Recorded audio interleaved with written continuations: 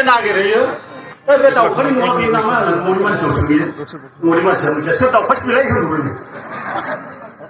बेफोरबायदि दं आरोखि नामा दा जायखिया दा गोबां नाम थाबाय आरो माने गोबां आं बिदिनो बर्थमान आं बुंना लानाय जायो आरोखि आं दिनैसिम माने 85थानि बारबाय आरो सिनेमा गानाय आरो गोबां एलबाम गाबाय फांसन गाबाय बिदिनो गोबां नाम मोनबोबाय आरोखि दा आंथ' हारि बेबायदि कालसारनि मानसि नालाय दा बेबायदिनो फिल्मफ्राव गोबां गाबोबाय गोबां नाम मोनबोबाय गोबां बिदिनो बायदि रोखोम माने रल लायै लायै बिदिनो गोबां माबा माबि नाम मोनबोबाय दा आंहा दुखु दं मोनसे दुखुआ माब्रै खोनासंदो आरो दुखुआ जाहैबाय आंना न'खरनि खुरमा बाहागिफ्रा आंखौ बैखौ खालामनांबाय खारना मानो थारमाने आं जे बे एफा गाज्रि माने रल लानाय जायोना सिनेमाफ्राव बायदि रोखोमनि गाज्रि रल लानाय जायो जेनेबा सोरबा एक्ट्रेसखौ बोलाबायनाय सोरबा रुवाथिखौ बोनाय बिखुनजोखौ बोनाय एखमबा माबा बिदि एसे गाज्रि रल लानाय जायो नालाय बेखौनो माने जोंना बाहागिफ्रा खुरमाफ्रा माने ओरैबायदि लाजिबाय आंनि रल लानायखौ एखमबा हाबा जानायाव सोरनिबा हाबाफ्रा बसआव थांबा फैलायबाय लाजिनोबो रोङा मान सनमान जाजोब्बाय माबाय माने बेबायदि बुङो आरोखि आंखौ माने थाजानबायो आरोखि आं एसे दुखु मोनो आरो ओमफ्राय बाहागिफोरखौ मानो आंखौ लासिंसिं खालायो हाबाखौ मानो मानसिफोरजों माने बिदि बुङो आरो बाहेरानि मानसि थानायावनो बिदि बुङो नालाय ओंखायनो आं एसे लाजिजायो दा गथ'ना बेनि थाखाय आं लाजिजायो आरो बेराफारसे जालायबाय बिखुनजोनाव आलासि जायोबा बिखुनजोफ्राबो ज' बेंख'नानै रायख्रेबनो नागिरो मानो रायख्रेबो बिसोरबो आंखौ बेबायदि एसे उसुदा रल लानायखाय बिसोरबो रायख्रेबो जावैसिना मोजां जायाखै बेबादिखौ नागारदो बेफोरबायदि आरोखि रायज्लाय खायदा आरोखि बिसोरबो रायो आरो न'आव फैलायबाय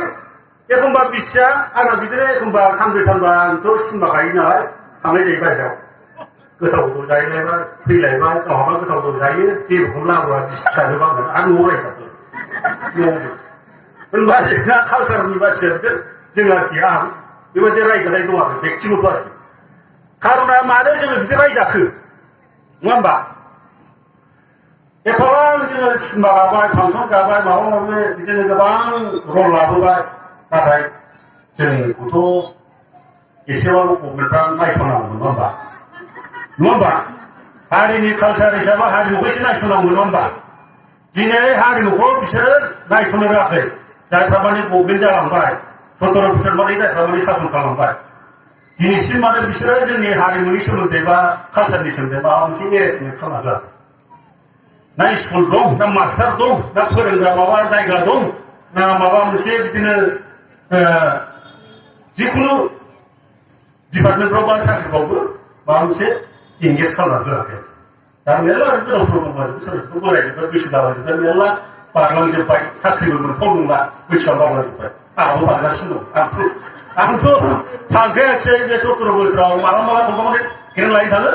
5 बोसोरजों 5,000 मोनो 10 बोसोरजों 10,000 मोनो मालाबा बिदि खननैसो मोननाय जाबाय आरोखि आं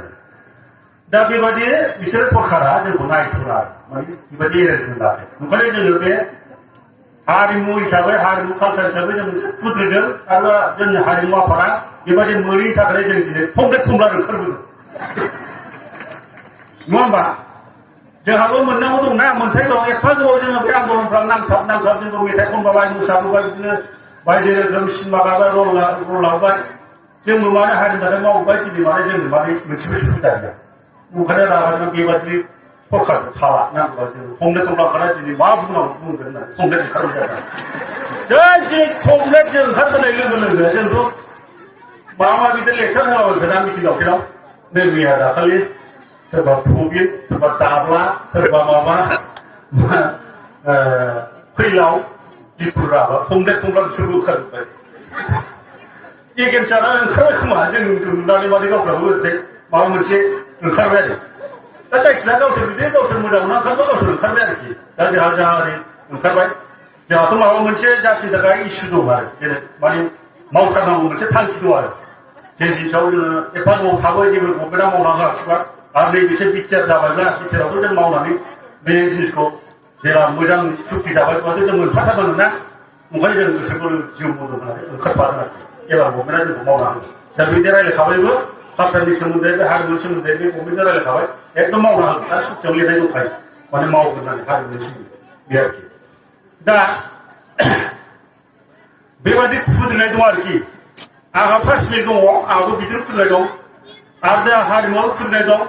आरो दा नोंस्राबो बेबादिनो खुद्रिलाबायनाय दं दा मोनफा मोनफा आं खिथानोसै आरोखि सोरहाबा बिदिनो हाबा जायो एसे आदुंगारिफ्राबो माबा फैसा मोनोमोन ना गभर्नमेन्टनिफ्राय बिदि मोनैनि आइ अ एन मोनैनि सोरबाया बिदिनो गेस मोनैनि मुसारि मोनैनि कम्बल मोनैनि माबा माबा मोनैनि बिदि बिराद सिं खुद्रिनाय दं नङा होमबा जोंनाबो आंना पार्सनेल बिदि खुद्रिनाय दंमोन आरोखि दा जायखिजाया रायजोफोर बेबादि मुसारि थुसारिथ' जों बेबायदि थगायजानो हाबाय थाया ना नङा होमबा बेबायदि थगायजाबाय थाना ओंखायनो बिदि थगायजादोंमोन दालासै बिदि दा थगायजासै दा जोंना जानांगौआ माने एबार बे सुक्तिनि गेजेरजों गासिबो मोजां मोजां थन्न थन्न माने मावलांगोन फारि फारि मावलांगोन बे बोसोरबानि गेजेरावनो ओरैबायदि स्पिडै मावगोन बिसोरो फात्ताखौनो मोनस्लाबनाय नङा गावबागाव लाइन हिसाबै माने गभर्नमेन्टआ ओरैबायदि स्टेप लागोन मोजां मावलांगोन आरोखि बेखौल' नोंसोर मिजिं आसा खालामखा माने मिजिं थि आरोखि बे सरकारा माबायदि मावगोन बेखौ मिजिं खालामखा आरोखि दा आङो बिनि गेजेर गेजेर फिसा सल' खिथालांसै आरोखि ना एसे इन्टारेस्ट लानोसै नङा होमबा आंखौथ' बे बिखुनजोआबो थांबा बिदिनो मा मा बिदि बुंलाबाय नालाय सानसेखालि मोनसे रियेल गथ'र आरोखि जेब्ला आङो आलासि जायो गोजां बोथोरनि खोथा गोजां बोथोराव मा जाबाय आंखौ गाइखेर साहा लोंहरनो नागिरदोंमोन आरोखि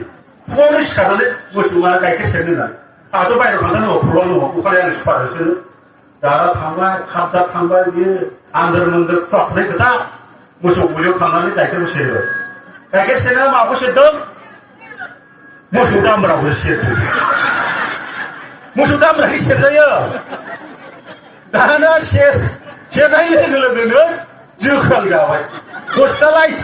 दाना लाबोनांबाय हस्पिटालाव गैया आंना प्रग्रामा केन्सेल बिदि जानांबाय आरोखि आरो मोनसेया जालायबाय बेबो फिसा आरोखि खिथाबावसो टाइम पास न' खाथियाव दावराव जाबाय थायो जौ फानग्रा जायगा आरोखि बिराद दावराव जालायबाय थायो एखमबा बिखुनजोजों एखमबा बिहामजोजों एखमबा बिहावजों बिदि जालायबाय थायो सानसेखालि एसे जौ लोंबोयाखै बिहावा जौ लोंबोनानै एसे आन्दोर मोन्दोर मोनाबिलियाव जौ बारा लोंनानै मा जाबाय गावनि बिसिनाखौथ' मिथियासै बिहामजोनि बिसिनाव दुब्रुं उन्दुनानै थायोमोन बिहामजोआ मिथिया ओंखाम संगासिनो दं फिसालाबो गैया बबेबा बाहेरायाव थांदों दाना बिहामजोआ फैनानै माने फिसालाखौसो गावनि फिसायखौसो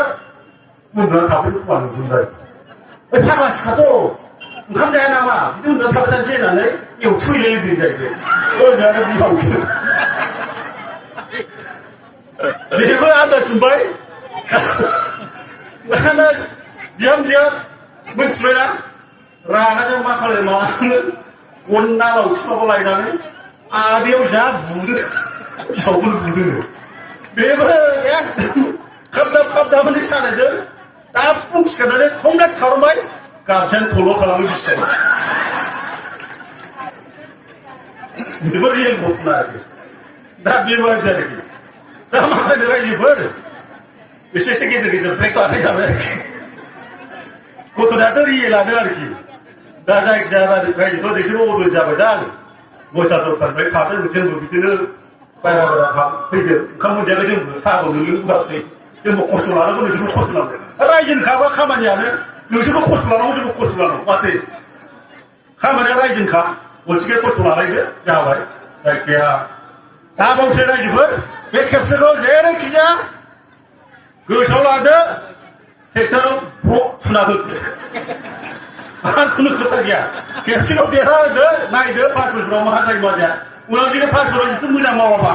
जोंबो बारा खिफ्राव थानानै देरा सुलाबाय खिफ्राव जायो हेंग्रा गिदिर लामा सिथा खालामोबाबो जों बिदिखौ होबथागोन बायह्रा थांनो नागिरबा मोजां मावाबा नङा होमबा ओंखायनो बे खेबसेखौ रायजोखौ नायदो जेरैखिया देरहा होनानै नायदो दा बावसो ट्रेक्टरनि सबियाव होनानै देरहा होदो आं बेखौ बुंनानै फोजोबथ'जाबाय